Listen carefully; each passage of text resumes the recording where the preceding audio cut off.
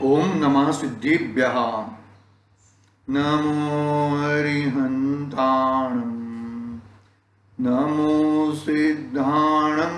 नमो आयिर्याणं। नमो वज्रायाणं। नमो लोये सव्साहम्। ओंकारं बिंदु संयुक्तं नित्यं ध्यायन्ति योगिनः। कामदं मोक्षदं चैव ओंकाराय नमो नमः। अविरलशब्दगणोदप्रक्षालितसकलभूतलकलङ्का मुनिभिरुपासिती तीर्था सरस्वती अरतु नो दुरितान्। अज्ञानतिमिरान्ध्यान ज्ञानाञ्जनाशलाकया चक्षुरुन्मीलितं येन तस्मै श्रीगुरुवे नमः। श्री परम गुरुवे नमः। परम्पराचार्य गुरुवे नमः। सकल कलश कलुष विज्ञानसरम श्रेयासां परिवर्धकम धर्म संबंधकम भव्य जीवन मन प्रतिबोधकारकम पुण्य प्रकाशकम प्राप प्रणाशकमिदं शास्त्रम श्री समाधि तंत्र नामधेय अस्य मूल ग्रंथकर्ता श्री सर्वज्ञ देवा ग्रंथकर्ता श्री गंधर्व देवाय प्रति गंधर्व देवाय तेष्या वचनानुसार साध्य श्री आचार्य कुंकुन स्वामी विचलित आचार्य कुंकुन देव आमान्य अनुसार श्री पूज्यपाद स्वामी विचलित टीका विचलित श्री प्रभाचंद्राचार्य देवा विचलित श्रोतार सावधान दया सुमंतु। मंगलम भगवान वीरो मंगलम गौतमो गणि मंगलम कुंकुंडार्यो जयंतमुस्तु मंगलम सर्वमंगल्यम मंगल्यम सर्वकल्याणकारकं प्रधानं सर्वधर्मानं जैनं जयतु शासनम्। येनात्मबुद्धयात्मा तेव परत्वेनेव चापरम् अक्षयानन्तबोधाय तस्मै सिद्धात्मने नमः। चेतिले चेतन चेत्या विना किम चालसे।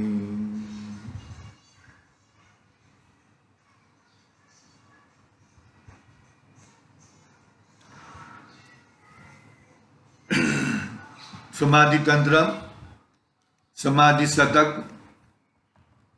आचार्य पूज्यपाद स्वामी का एक महान ग्रंथ आध्यात्म ग्रंथ अपने सामने में मिला है। अपनी चर्चा चल रही है, अपना स्वाध्याय चल रहा है दूसरी गाथा पे, जिसमें अरिहंत परमात्मा का स्वरूप बताया। अरिहंत परमात्मा की वाणी भारती के समान, भारती कहाँ वाणी कहाँ, वाणी का स्वरूप बताया।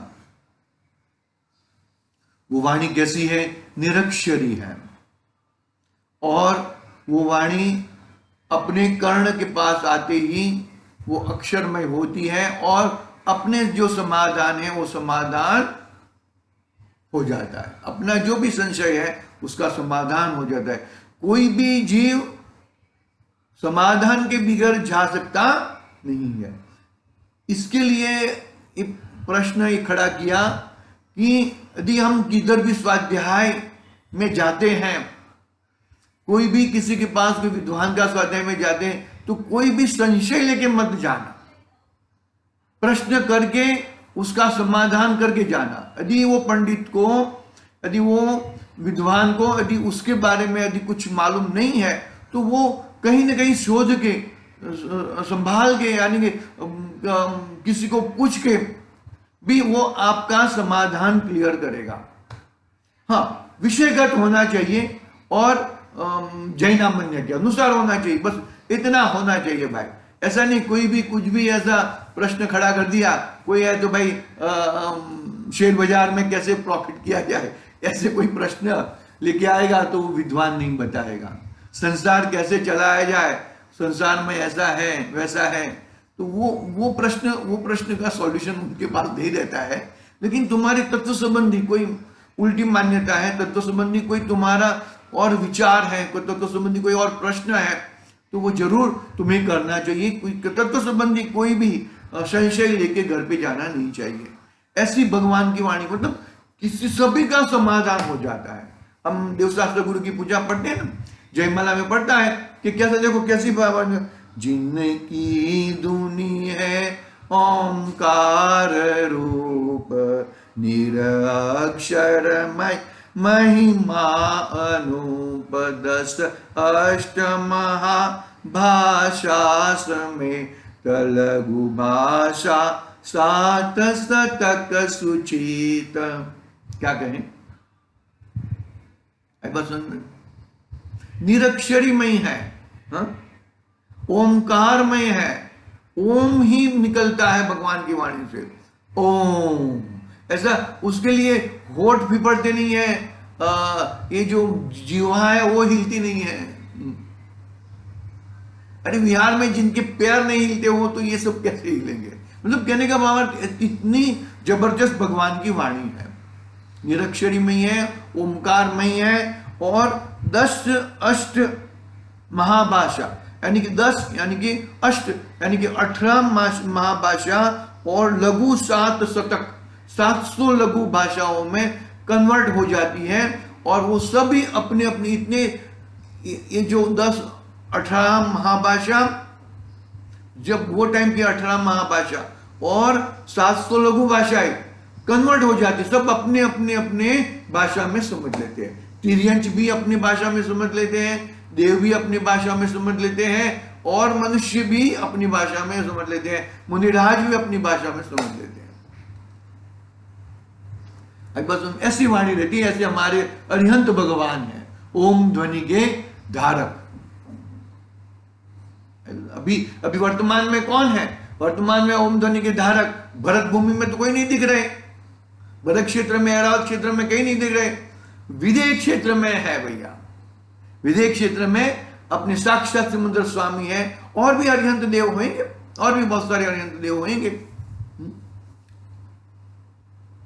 विद्यमान की तीर्थंकर तो है ही, उसके साथ में और भी अरिहंत भगवान तो रहते ही है। वो अपने आयु क्षय होते ही नमो सिद्धार्थ में विराजमान हो जाते हैं। तो अपनी बात आगे बढ़ाते हुए हम बढ़ेंगे, और कुछ है तो प्रश्न जरूर करना, प्रश्न करेंगे तो मुझे भी समझ में आएगा और आपको भी समझ में आएगा, बरोबर है। ऐसे अभी कहते हैं कि ऐसे कैसे नाम वाले उन्हें नमस्कार, उनके नाम क्या क्या होने चाहिए। अरे भाई, जैन धर्म में नाम का कोई मतलब नहीं है, गुणों का मतलब है, गुणों से ही मतलब है, नाम से कोई मतलब नहीं है। देखो क्या मैं पढ़ता हूं, कैसे नाम वाले उन्हें नमस्कार, मतलब क्या नाम है। सकल आत्मा को, शिव को जो है ना उसका नीचे दिया है आप्त स्वरूप भगवान, आप यानी कि भगवान का स्वरूप में उसका कोटेशन दिया है। देखो क्या कहते हैं, शिवम परम कल्याणम निर्वाणम शांतमक्षयम प्राप्तम मुक्ति पदम एना स शिव परे कीर्तिता। क्या कहा, शिव कैसे हैं, कल्याण, अपना भी कल्याण करते हैं और पर का भी कल्याण करते हैं, कल्याण स्वरूप है, कभी अलग कल्याण होने वाला नहीं है। निर्वाण को प्राप्त हो चुके हैं, शांतम अक्षयम, जो शांति मिली है वो अक्षय निधि है।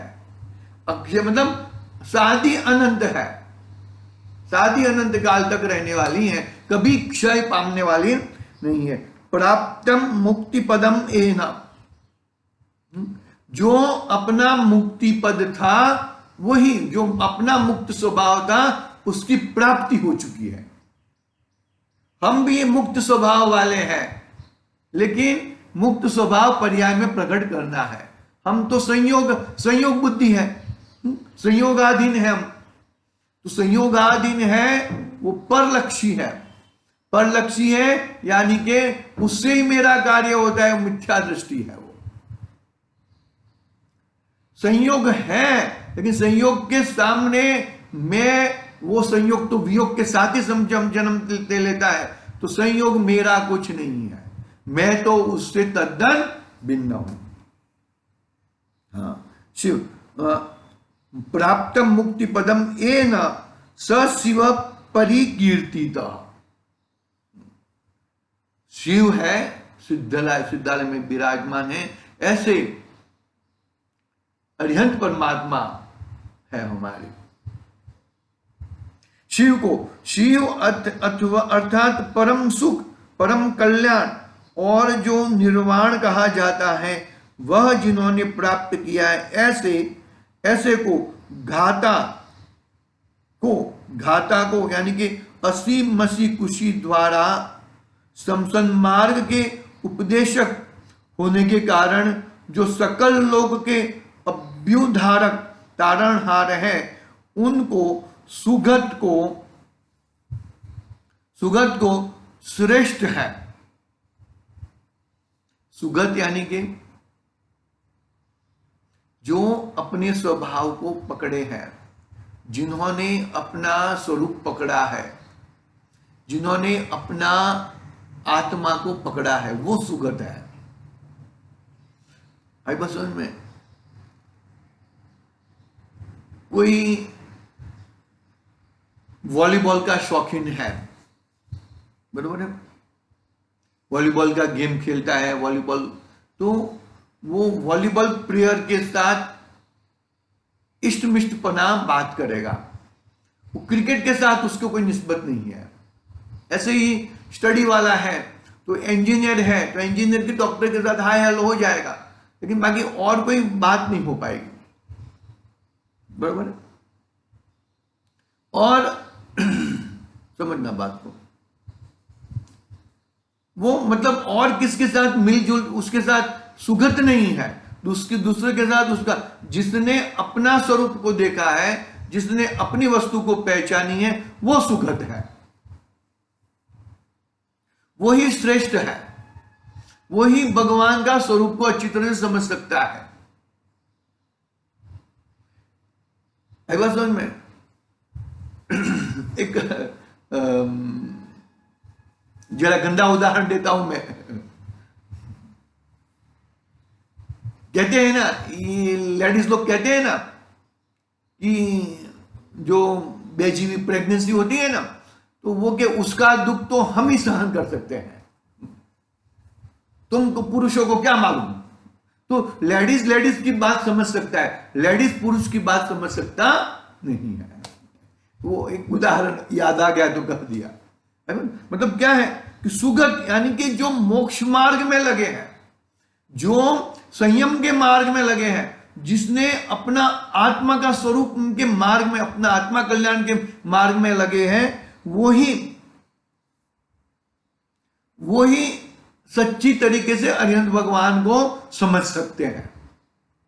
कितने सुखी होंगे, कितने सुख के धारक होंगे, कितने मतलब अनंत सुख है ना, अनंत दर्शन, अनंत ज्ञान, अनंत सुख और अनंत वीर्य, वही मापदंड लगा सकते हैं, क्योंकि उन्होंने छोटा सुख को धारण किया है। समझ में, जिसने एक गुलाब जामुन खाया और इतना आनंद आया, तो भाई जो बहुत सारे गुलाब जामुन खाते हैं, तो उनको मतलब कहने का दृष्टांत है, दृष्टांत को दृष्टांत की ओर से समझना।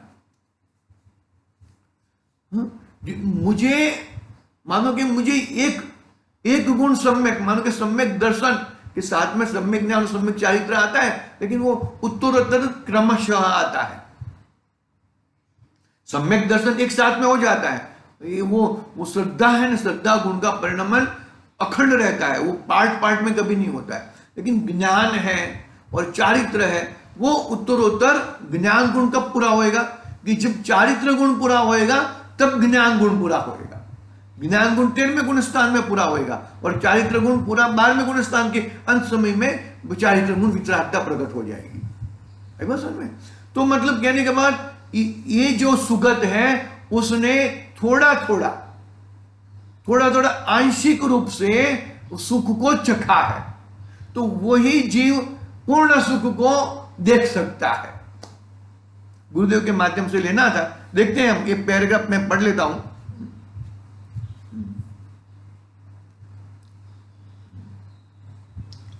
हाँ, देखो क्या कहते हैं। हाँ, अर्थात ज्ञान जिनका, अर्थात जो भले प्रकार पुनरावर्त्य गति को, मोक्ष को प्राप्त हुए हैं। बरोबर है। कौन कौन अपुनरावर्तन, यानी कि यो परिवर्तन पूरे करे, चटाड़ा में ना, जिनके ये परिवर्तन अभी होने वाला नहीं है, मोक्ष में बैठ गए हैं ऐसे सिद्ध भगवान, और जिसने वितरागता, पूर्ण वितरागता प्रकट कर ली है और पूर्ण ज्ञान को प्रकट कर लिया, केवल ज्ञान को प्रकट कर लिया, ऐसे अरिहंत परमात्मा, वो अपुनरावर्तीय है, यानी कि परिवर्तन उनका होने वाला नहीं है। अरिहंत भगवान का परिवर्तन होएगा किसमें? सिद्ध भगवान में, बस। बाकी सिद्ध तो परमानेंट, वैसे के वैसे, यानी कि वही के वही नहीं, वैसे की वैसी ही पर्याय अनंत अनंत अनंत अनंत अनंत काल तक रहेगी। देखो, हाँ, अनंत चतुष्टय, अथवा पूर्णतया अनंत चतुष्टय को जिन्होंने प्राप्त किया है, ऐसे सुगत को विष्णु को जो केवल ज्ञान द्वारा अशेष समस्त वस्तुओं में व्यापक है, ऐसे को, जिनको अनेक बहुरूपी अरण्य वन को प्राप्त कराने के कारणभूत कर्म शत्रु को जिन्होंने जीता है, उन जिनको ऐसे सकल आत्मा को कल, अर्थात शरीर सहित जो वर्तते हैं, वे सकल, और शरीर अर्थात सशरीरी आत्मा है, वो सकल आत्मा, उनको नमस्कार हो। सुगत में यहां पर अरिहंत परमात्मा को ही लिया है, बरोबर है। सुगत में मानोगे, सुगत में जो सम्यक दृष्टि है, चतुर्थ गुणस्थानवर्ती और छठे सातवें गुणस्थान में झूलते मुनिराज, उनको नहीं लिया है, यहां पर मात्र अरिहंत परमात्मा का ही बात किया है। लेकिन हमने जो चर्चा की सुगत जिसने रियली इस स्वरूप को थोड़ा बहुत पहचाना है, वही सही मायने में अरिहंत परमात्मा को नमस्कार कर सकता है। सच्चा नमस्कार होएगा। हमें नमस्कार नहीं करना ऐसा नहीं है, हमारा सच्चा, हमारा भावुकता वाला, गंभीरता वाला नमस्कार करना वो बहुत जरूरी है। ईमानदारी पूर्वक नमस्कार करना वो बहुत जरूरी है। ईमानदारी कब होगी? कि वो वस्तु को, स्वभाव को, वस्तु को समझेगा, वस्तु को पकड़ेगा, वही सही मायने में ईमानदारी होएगी। बाकी अन्यथा ईमानदारी नहीं होएगी भैया। पकड़ने जैसी बातें हैं भैया। कैसे सुगत में पांचों परमेष्टियों को सुगत में ले सकते हैं। सिद्ध परमात्मा तो सुगत हो ही चुके हैं, वो तो परमानेंट, वो तो हो गए हैं। अरिहंत परमात्मा, यहाँ पे अरिहंत भगवान की बात है, इसके लिए अरिहंत भगवान का को लिया है। और एक देश लिया ना हमने, एक देश लिया, जो साधु परमेष्टि है और सम्यक दृष्टि है, वो एक देश पना, उनका सुख का एक देश पना प्रकट हुआ है। परमानेंट सुख बना, अनंत चतुष्टय प्रकट नहीं हुआ है। अनंत चतुष्टय तो अरिहंत परमात्मा को ही प्रकट हुआ है, बराबर। देखो हम आगे देखते हैं। देखो इसमें गुरुदेव ने क्या कहा। हाँ, पैराग्राफ निकला नहीं है, एक मिनट हो।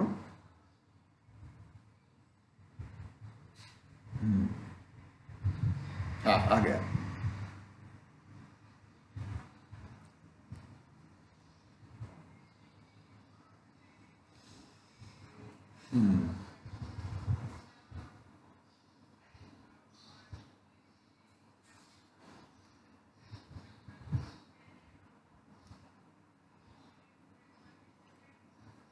सामायिक की थी, किसने प्रश्न किया है? मुमुक्षु ने गुरुदेव को सामायिक की थी, ऐसा कहते हैं। उसमें यह आता है कि शिवमय मही शब्दों के भाव क्या है, जरा समझे तो ख्याल में आवे।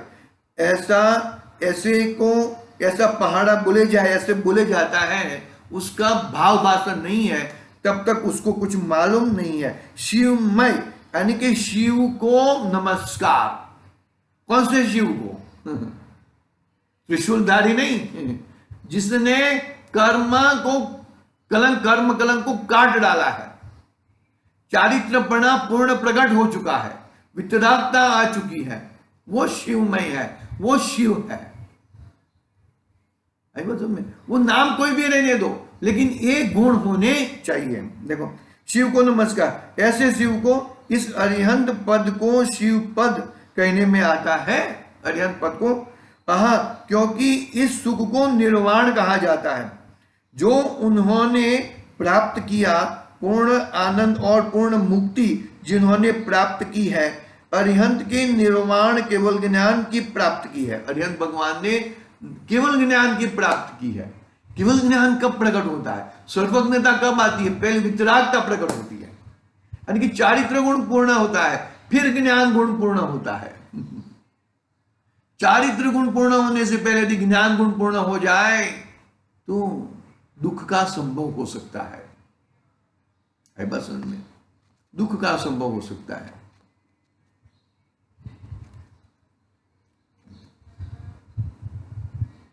देखो,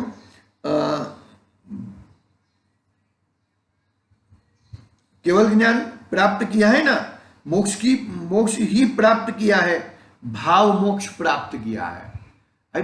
भाव मोक्ष, तो भाव मोक्ष जो है ना, भाव मोक्ष की बात चतुर्गुण स्थान से शुरू हो जाती है। इसने एक देश अपने आत्मा को देख लिया है, यानी कि भाव मोक्ष की बात चतुर्गुण स्थान यानी कि सम्यक दृष्टि को भी है, साधु परमिष्टि को भी है, आचार्य उपाध्याय साधु परमिष्टि को भी है, अरिहंत परमिष्टि तो है ही, वो तो पूर्णता है, वो उसको भी भाव मोक्ष कहा गया। और सिद्ध भगवान को तो वो चीज पर्याय में प्रकट हो चुकी है, निकल परमात्मा है ना तुम। तो भाव मोक्ष है ना चतुर्गुण स्थान, जो दृष्टि मोक्ष कहा ना, तो दृष्टि मोक्ष और वो पर्याय में प्रकट हुआ वो मोक्ष, वो सिद्ध परमात्मा को दृष्टि मोक्ष यानी कि भाव मोक्ष चतुर्गुण स्थान से हो जाता है। में वो एक देश है, वो स्वरूप को समझ सकता है।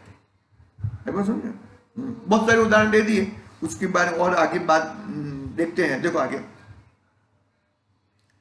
गाता असीम मसीह कुशी द्वारा सन्मार्ग के उपदेशक होने के कारण जो सकल लोक के अभ्युधारक तारणहार है, उनको वे धाता ऐसा असीम मसीह कुशी द्वारा सन्मार्ग के उपदेशक है। असीम मसीह कुशी, असी खेती करना वह सन्मार्ग हुआ ना, अरे वह सब पाप है और वह वस्तु ऐसे बतलाने वाले हैं, इसलिए घाता। असी यानी कि तलवार, मसी यानी कि कलम, असी तलवार, मसी कृषि यानी कि उसका स्वरूप बतलाने वाले हैं। समझ में आया? तलवार वाले जीव ऐसे होते हैं, मसी अर्थात लिखने वाले जीव बनिया, और अक्षर लिखने वाले ऐसे मसी अर्थ है, और कृषि खेती करने वाले जीव, इन सबको यह स्वरूप बताया है। असीम मसीह कृषि करना नहीं है, क्या है? असीम मसीह, देखो क्या कहा, असीम मसीह कृषि द्वारा सन्मार्ग के उपदेशक होने के कारण, असीम मसीह कृषि जो करते हैं उनको ये मार्ग बताते हैं। मतलब कहने का भाव, तुम ये कार्य करते करते भी अपना आत्मा का स्वरूप तुम भा सकते हो। इसका कर्ता मैं नहीं हूं, ये मेरा कर्ता नहीं है। ये कुछ हो गया तो राग होता है, वो राग का परिणाम भी मेरा नहीं है। ये हो गया, ये बुरा हो गया तो द्वेष हो गया, तो उसका परिणाम भी मेरा नहीं है। ऐसे देखो, मुनिराज बन जाते हैं, तलवार हाथ में है, हाथी पे सवार है, मधु राजा, तलवार हाथ में है, खूंखार चल रहा है युद्ध, और वहां पे गहने उतार रहे हैं, कपड़े उतार रहे हैं और मुनि दीक्षा धारण कर लेते हैं, केशलोचन कर लेते हैं। तो असीम मसी कृषि वो समय करते करते भी हम हमारा आत्मा का कल्याण कर सकते हैं। फिर आगे बढ़ो ना, फिर भाई अरे तुम पहले देखो, कल एक उपदेश आया था ना कि पहले अपना घर का स्वरूप को समझो, मैं कौन हूं मेरा स्वरूप समझो, उसके बाद आगे बढ़ो। वो स्वरूप को नहीं समझोगे तो कुछ मतलब नहीं है भैया। आई बात समझ में भैया? हाँ, क्या बात है, मतलब बात को समझो, अच्छी तरह से बात को समझो। बात को नहीं समझोगे तो गड़बड़ हो जाएगी। पकड़ में आई बात? कहने का भाव क्या है यहां पर कि असीम मसीह और कृषि करते हुए जीवों को एक बोधदायक बात बताई है। कौन बताई है? अरिहंत परमात्मा ने, कि तुम ये कार्य कर सकते हो। व्यापार करते करते भी तुम तुम्हारा कार्य कर सकते हो। अरे भाई, ये कार्य करने वाला मैं नहीं हूं, मैं तो ज्ञाता दृष्टा हूं। वेद विज्ञान, हर समय वेद विज्ञान कर सकते हो। देखो क्या कहा, देखो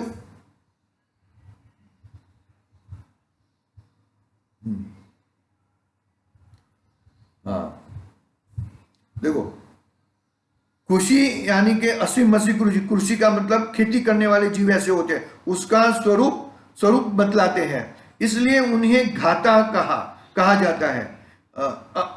समझ में आया? यह वस्तु ऐसा बताते हैं, उसका निषेध करके वस्तु का स्वरूप तेरा दूसरा है। मतलब कहने का मतलब, ये करते हुए भी तू उसका करता नहीं है। अरे भाई, रोटी बेचते हुए रोटी की करनारी तू नहीं है, तू तो ज्ञाता दृष्टा है। पकड़ना बात को, बहुत पुरुषार्थ लगता है इसके लिए। पानी में पड़ी हुई मछली मैं पानी से जुदी हूं। कमलिनी का पत्र, कागज और पानी में रहते हुए भी मैं इनसे जुदी हूं। ऐसी बात है, ये बात बताते हैं। ये अंदर गर्भित है ये चीज। असीम मसीह कृषि करते हुए भी तुम अपना कार्य कर सकते हो। मंदिर में बैठे बैठे भी क्या करना है बताओ मेरे को? मंदिर में बैठे बैठे भी क्या करना है?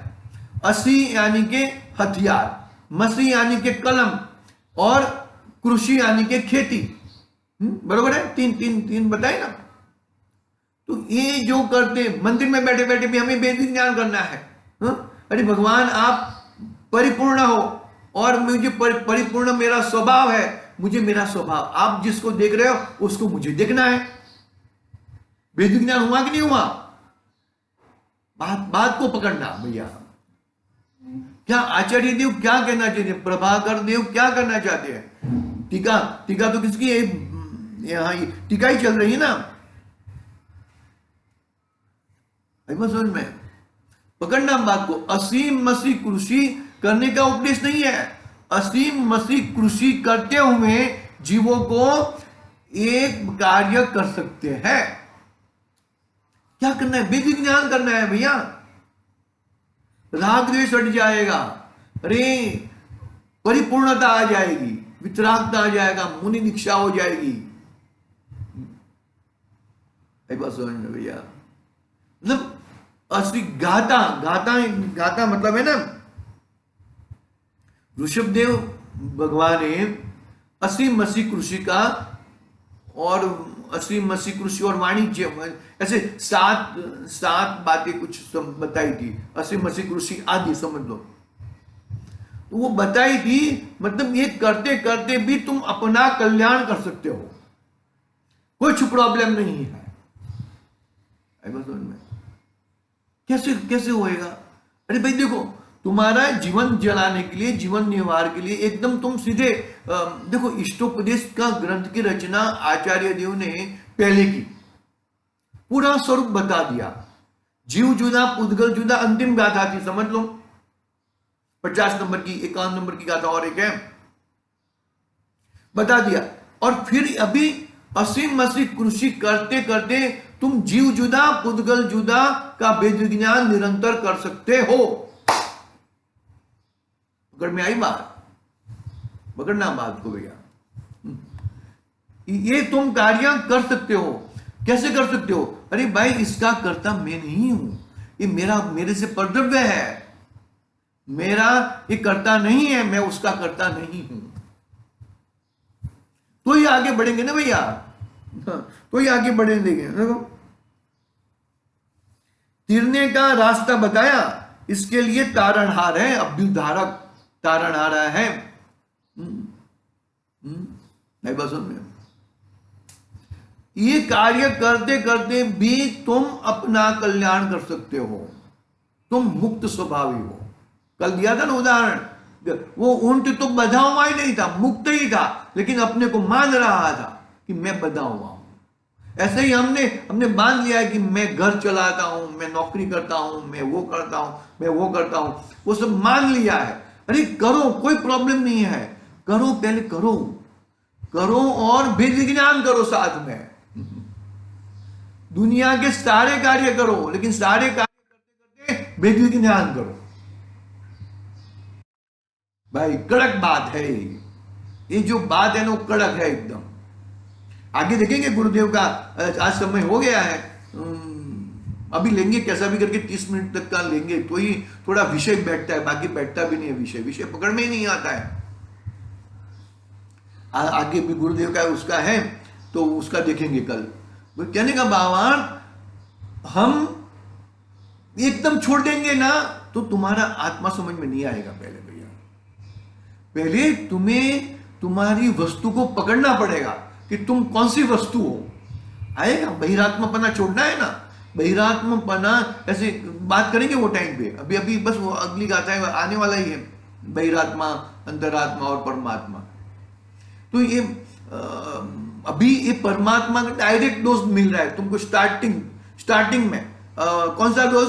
कि सकल परमात्मा और निकल परमात्मा, जो परमात्मा का स्वरूप, दो भेद के ना, सकल परमात्मा और निकल परमात्मा, उसका ही स्वरूप बता दिया। फिर आगे बढ़ो भैया, देखेंगे हम कल, देखेंगे। आज बहुत समय हो गया है, आज के लिए ओम नमः सिद्धि।